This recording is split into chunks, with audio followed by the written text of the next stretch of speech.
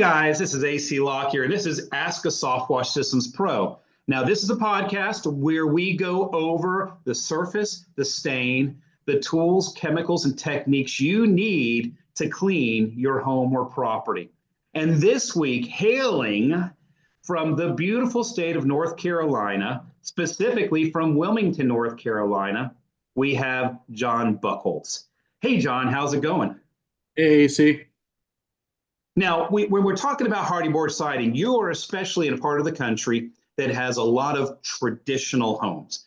And so traditional homes back in the day, they used to use cedar siding or pine siding on. And especially homes around the turn of the century, they got away from that for a while and went to concrete block homes, and they were not beautiful. And in about the last 30 years, it has absolutely exploded that people want that beautiful turn of the century going into the 1900s, 20th century home that's got the beautiful board siding on it and the wraparound porches. And it's just, either a country home or a Victorian home or a coastal type of home. And they require this siding. But termites love siding. You do. Yeah. And so when you're looking at this, they're like, well, how do we come up with something that termites aren't going to eat? And the company James Hardie, which is one of the manufacturers that make this concrete board, this genre of siding, James Hardie Board, they started making this product. Now some other companies have started making it too. And it can be difficult to clean, but they did this to make it a longer lasting product that's not going to be attacked by WDOs, wood destroying organisms, things like carpenter ants, termites, and of course, our favorite WDO, mold, mildew, algae, lichens, bacteria, mosses, things like that. So why don't you just tell us a little bit about what you have experienced when you come up to these homes that have Hardie board? What are some of the conditions that you're seeing? Well, here in our area, we're a coastal community. So we see a lot of sun damage to the hardy board. And then it's always wet pretty much. So there's tons of mold and algae growing on the sides of the house. And and then lots of UV damage from, just the brightness of the sun this close to the coast. Yeah, we're Um, all very, very aware of the mold, mildew, algae, dirt, grime getting on homes. But one of the conditions that generally consumers don't acknowledge or recognize right away is once you clean all of that off, then you'll find primarily on the southern and western sides of the homes that get the most sunlight, you'll find that these color through building substrates like the Hardie board that they actually come in a color and they think, I'm never going to have to paint this home ever again. They realize, wow, all of my Hardie board or this particular genre of material has gotten UV damage on it, it's gotten sun bleached, and it even has an oxidation on it that if you rub your hand on it, it gets chalky. And we sometimes when we clean those, the customer's like, oh my goodness, your chemicals ruined my Hardie board. And it's not that at all. It's we've exposed a problem. So let's address that secondly. Okay, let's talk about in the step or the order that somebody would want to take care of this, because after all, this is a podcast where the homeowner or property owner can get information and try to attack this problem themselves. And so we want to give them some really great, really good guidance on that. However, if they do get to the point where they are in over their heads or they prefer not to attack it themselves, we're letting them know what a real professional company would do to solve this problem. And then if they can't find that professional company in their area, they could certainly step out or reach out to Soft Wash Systems, and we'd be happy to send one of our Soft Wash Systems pros out to take a look at their problem and give them a proposal to take care of that. So when you pull up to these homes now and you're getting ready to give an estimate, and you walk around the home and you're seeing these conditions, what are some of the organic stains that you're seeing on there? Go ahead and give me the listing of the most common to least common and the least invasive to the most invasive. so it's going to be deep down. It's going to be the your green mold and algae, and that's primarily what we're seeing. And when this Mhm. goes to if it goes black, it's going to be really tough to get off. And there's normally a lot of paint damage underneath that just because it's eating away at it. Um, and then also in our area, we have dirt gobblers that get in there, Mm. also havoc on those because once In they, Florida, we call them mud daubers. yeah, Yeah, and those dadgum wasps that get up there and make those nasty mud nests that just literally eat through paint, eat through stucco. It's just eat through building surfaces. They're ridiculous. yeah, we always tell them just to go ahead and knock it down as soon as you see it forming. That Hmm. it doesn't cause as much damage to the surface. Um, those are pretty much the main things for us that we run into. Yeah, Um, because you're on an East Coast coastal, so you're going to see the Gleocapsa magma, which is the black streaking. You're going to see some mustard algae, especially in the winter. It seems to flash bloom out, and that's kind of a greenish color. People actually get it in pools too. It gets in your pool, gets in the surface of your home, and that's a winter phenomena. And those things are a little easier to clean. When do you know a homeowner or property owner is really in trouble with their hardy board siding? um, when they start having the moss growing on the side of their house, we do run into that. And again, if the algae and mold is turning colors, that's really when the house is really in desperate need of a cleaning. Um, and then around here we also have like salt in the air, and that's also eating away at the paint and surface as well. So you just we try to get in there and tell them they need to really have them clean every 12 to 18 months to help protect the longevity of their investment of their home.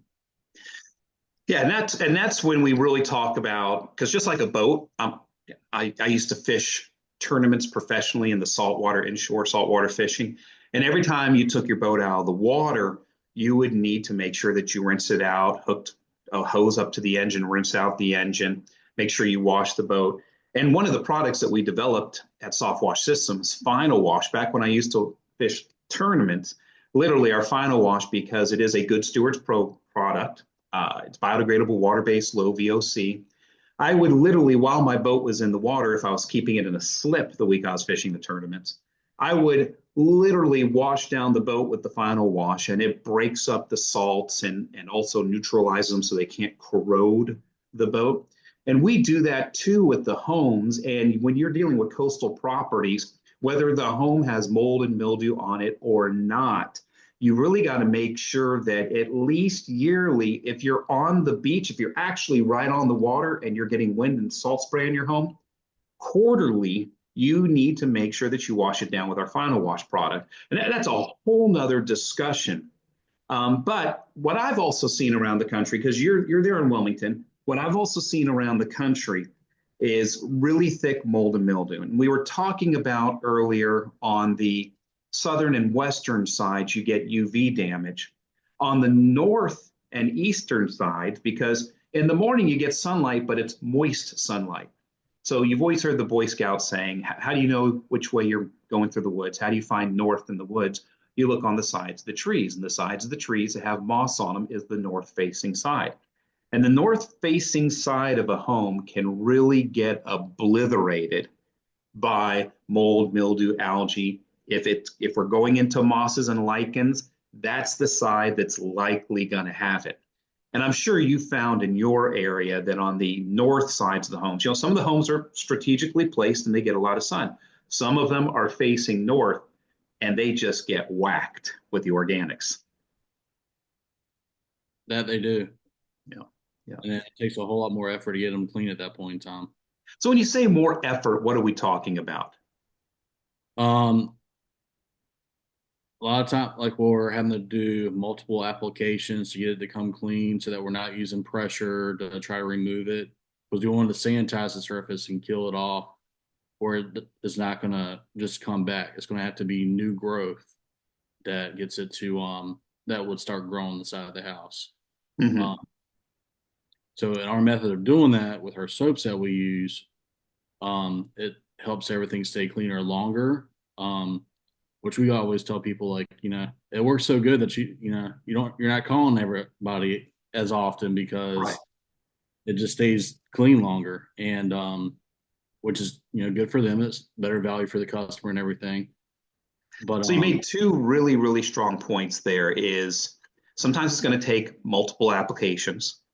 One thing you didn't mention, which I know you do, but we see it a lot in the extreme Northeast, the extreme Northwest. Of course, we have licensed affiliates in the UK. So the further north you go in England, I remember cleaning a building in Scotland, and it literally had 200 years of moss on it. It was moss almost as old as our country. And so, yeah, just really, really extreme conditions there. But sometimes you have to take out a scrub brush.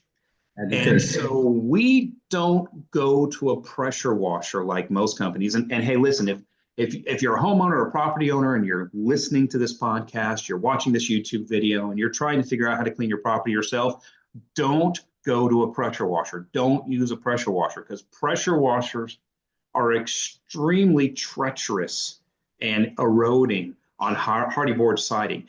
Have you ever seen homes that have been pressure washed before when you go out to your jobs that they maybe chose the wrong contractor before you and you've seen damage on the Hardie board? Have you seen that? we see that a lot. And a lot of times it's the homeowner that doesn't realize they're doing the damage until it starts to dry. And then they kind of, it's like, you can see it's pretty much to the level that their wand would reach Yes. of the step ladder because they're out there on that doing it, or on an extension ladder being, this far from the house and they're just Mm. causing, it's like a little, kind of like a zigzag type thing. We And call it it the just, mark of Zorro. Yeah. and sometimes they actually take chunks out of the hardy board. I mean, it can be pretty bad when they do that. And Hardie board's not a cheap surface. So No. you don't want to do that and have to replace it. If you have done that and you just have wand strokes in it, sometimes it's on the southern and western side because they've merely just stripped away a little bit of the oxidation, which we'll talk about that. That's a solvable problem, and we're going to teach you guys a little bit on that. We're going to run through some of these things pretty quick. But you definitely don't want to pressure wash them. So you're going to treat them sometimes multiple times, and you're going to hit them with a scrub brush. What are we treating them with? These are products that we use here at Soft Wash Systems, but you can also purchase them out there with many of our distributors around the country. What products are we using? So solution is our Trinity mix, and it's sodium hypochlorite, which is It's a bleach, tongue twister. and especially this early in the morning. But Yes. then green wash, which Mm-hmm. attacks all the organic matter, and then our Terra wash, which goes after all the dirt and grime. And then sometimes we add in a rain fresh that helps it cover scent because when you're killing all that nastiness off your house, it really can start to stink a little bit. So we go with that. Yeah, and that's the other point too that you made a few moments ago is you said when we treat a surface, we're sanitizing it. We actually have lab proven 99.8% kill ratio against the algae, mold, mildew, lichens, bacterias, viruses, mosses, lichens, all of those things, okay? Funguses growing on the home. We get that 99.8% kill ratio, whether you're using a Soft Wash Systems licensed affiliate or you've gone to one of our stores like the Wash Life store to purchase those products yourself, which you can do. It's kind of like do-it-yourself pest control. At the Wash Life store, we do have where homeowners can come in there and purchase these professional level chemicals. They're all labeled correctly and they're available to you.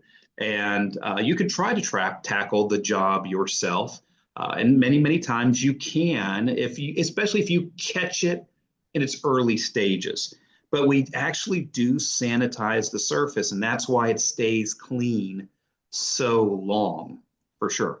All right, good. So we know that the Trinity mix at that 1 to 2% sodium hypochlorite, the green wash at 1 ounce per gallon, the Terra wash at 1 ounce per gallon, and the Rain Fresh at 1 ounce per gallon. We know that we can spray that on a home. We can agitate a little bit. We can rinse it. We can do multiple steps of that to remove safely and without pressure, without degrading the surface, those different organic stains off of the home. But now we've rolled around to usually the southern or western side. We clean the home and the home dries after we clean it. What have we discovered the condition that exists now on the Hardie board siding?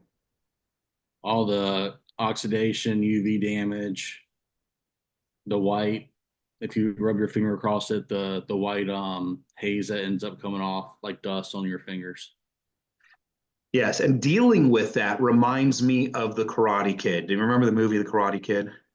I know Hmm. you're a little younger than me, but you certainly watched Cobra Kai, right? That I have, yeah. Okay, cool. So the old Mr. Miyagi, wax on, wax off, wax on, wax off. If you had this condition on a car, this is the same oxidation you would get on a car with a paint job. Okay. You have to use a rubbing compound and rub it off and then come back and wax the car. Remove the oxidation and wax the car. And so, how we achieve that using our soft wash systems chemicals that are available out there to property owners, how do we achieve that? Describe that process a little bit. So that process, I am going to say before you go applying any product to the side of the house, make sure you do a test spot 1st. Yes. So that's In the step sun, one. you need, and then in the After we sun, tell you what to do a little test spot and make sure it's going to work and make sure it's the result that you want. then you would be pre-wetting the side when you're going to clean, especially in the sun, so it cools the surface down so that it will actually do it, not just evaporate as soon as the product is inside the house. Yes, yeah, But you want to make sure you pre-moisten it so that it gets all the oxidation and all that surface wet and ready to receive the chemical, but cools it down so you don't flash burn it with the chemical and create a blotchy effect on the side of the home. so getting back to the UV damage, oxidation, we would use a product called Oxy Wash, where Mm-hmm. again we pre-wet the surface, we spray it on there with a pump up sprayer. We got a nice little battery one that gets us some nice distance. Mm-hmm. You have to brush every inch of the side of the house. Hold And on. Hold on. There's not a miracle chemical out there that you can just spray on and it just removes all this oxidation. I mean, that would be nice. Let me know when you got it. We got it. I'm sure there's a Mr. Miyagi in here laughing somewhere. It's like, remove the oxidation. So you brush it, from the top down, and you make sure you're keeping it wet as you're doing it, and then you really thoroughly rinse, and then it's good to go. Yeah. Uh, some of the paint might have had issues before that you exposed even more, but it's just make sure that you're setting those, giving the homeowner or the homeowner himself realizing, hey, I might expose something Right. that. You have to set their expectations. The older the Hardie board is, the longer the organic materials have been allowed to fester on it, the lesser desirable results you're going to get. The more oxidation there is, the less desirable results you're going to get. Sometimes property owners just put off taking care of these stains, or you bought a home where the previous owner put off taking care of these stains. And that's when normally Hardie board is color through. It comes in a color. You shouldn't have to paint a home with Hardie board, especially if you take care of it correctly.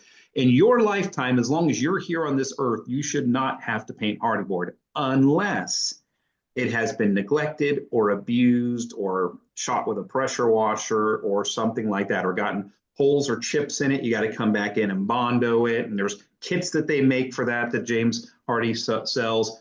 And then you have to paint it. So now you're dealing with painted Hardie board, which probably makes your tummy go, Mm-hmm. Yeah, because painted Hardie board can be tough to clean. Yeah, And it's usually because the people who painted it didn't prep it right. And now you're coming in to clean that Hardie board that's had paint on it. And even with a soft washing technique, which is only about 100 psi, just enough pressure to apply the chemicals do all the cleaning, and we just rinse it away with about 140 pounds per square inch, about double the strength of a garden hose. We rinse it off of the building.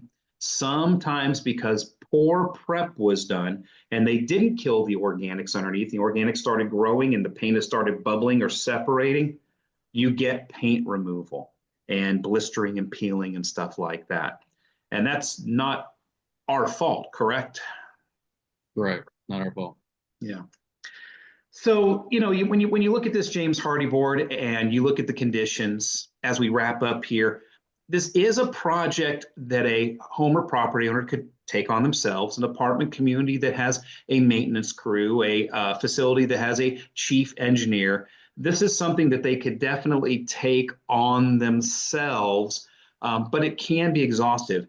When you go out and clean like a very typical for these types of homes, because they're generally custom homes, these homes are usually in the 3,000 square foot plus range.